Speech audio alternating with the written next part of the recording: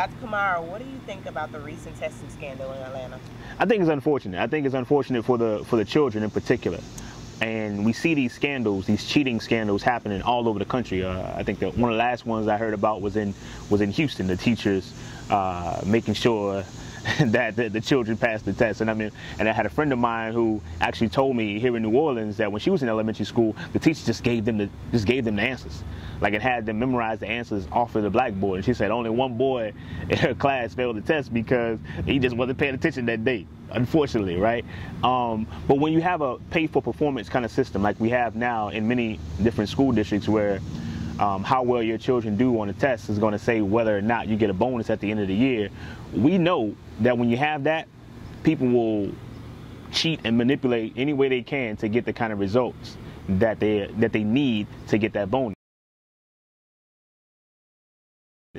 And I think to kind of nip that in the butt would be to pay teachers adequately off the jump.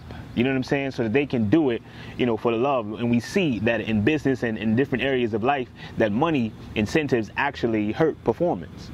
You think about it even in your own life. When you do something because you love it, you probably do a better job than when you have to do something because it is a job. Let's say you're writing a poem. You have the energy, you have the love when you're writing that poem, when you're writing it for yourself, or you're writing it for your loved one or something like that.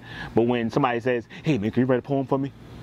Then you don't have as much energy, you don't have as much love as you would have if you were doing it, for yourself. So we see the same things in the schools, and we see the same things if you go to an auto mechanic. If the auto mechanic has a money incentive that says like, yo, if you make this amount of sales this month, we're going to give you a bonus. Well, that auto mechanic, if they're lagging on their sales, when you come into the shop and you don't have a whole bunch of stuff wrong with your car, they're going to fix what's wrong, right? And then they're going to make up some other stuff that ain't really wrong so that they can get that money that they need, and that's an unfortunate situation that's going on in our schools. And I say, as African people, we got to totally get away from those standardized tests, because of course there is no standard education in the first place. For me, it's a situation like I'm asking,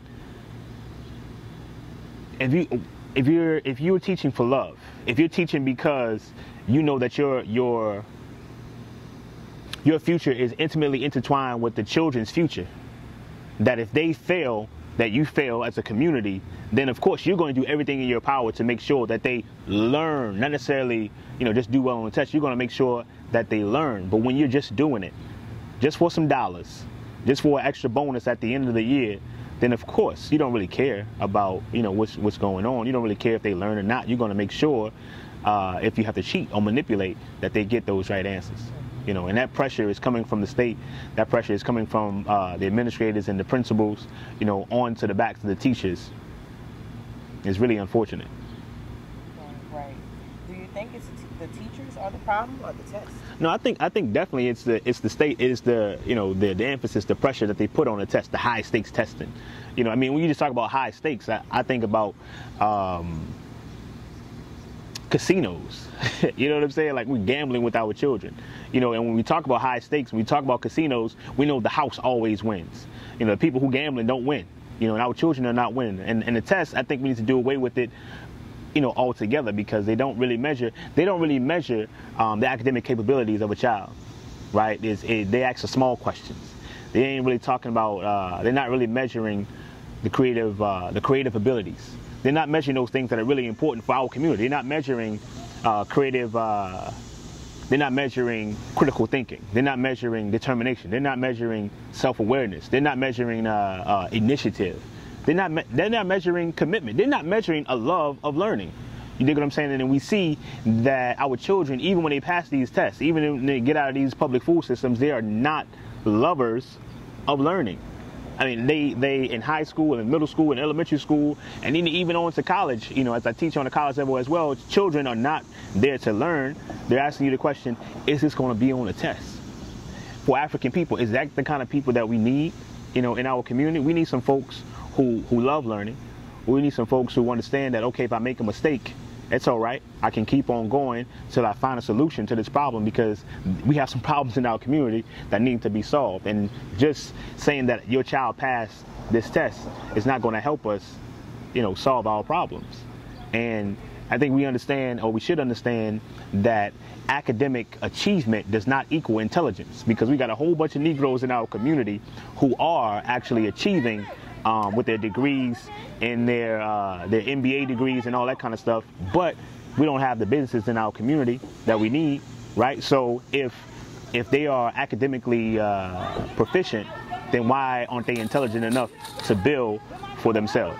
But also, I mean, these focus on these tests and the knowledge on these tests is not relevant to our situation in life. You dig what I'm saying? I mean, it doesn't really matter to students. Children don't get up in the morning saying, you know what, I'm going to help Louisiana or California or Carolina or wherever the hell you at. You know what I'm saying? They don't wake up saying, I'm going to make this school's test scores better. That's not motivating our children. You know, we need to motivate our children through teaching them through their interests, right? And having them explore the things that they love and making sure that they have a knowledge of themselves.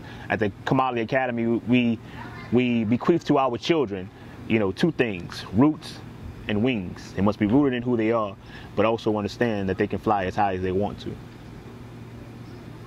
So, Dr. Kumar, what is your solution to the problem that we're having? I mean, you already know what I'm about. I mean, we have to build our own schools. We have to build our own schools that is relevant to our situation, that teaches our children not only those academic skills, so-called academic skills, but those life skills as well. You know, because we have people who are very smart, right? We have people who are very smart, but they don't have the wherewithal to understand how to work with other people, right? They don't have the knowledge of themselves. They don't know what it means to be a man or what it means to be a woman, right? What it means to be a community, right? So they don't have those things. So in our schools, we must make sure that our children get those things. If not, we are failing them. If they are not learning how to solve their problems, then they're being miseducated. And we must make sure that our children are actually educated, right? Which means only to pull forth from within them what is already there, right? And so we can teach them, again, through their interests. On a whole, I don't think we need standardization in education. What we need really is customization. You know, think about how can we customize our education for our situation right now in the United States of America. And if we're not doing that, then we're not doing enough, right? It's about, oh, here it is. It's about, this just came to me, it's not about standardization, it's about customization. And it's about the Africanization of our curriculum and of our schools and Africanization of our minds. And if we do that, then I think we'll be in a lot better position in our society, right? I think we'll be in a lot better position to solve our problems.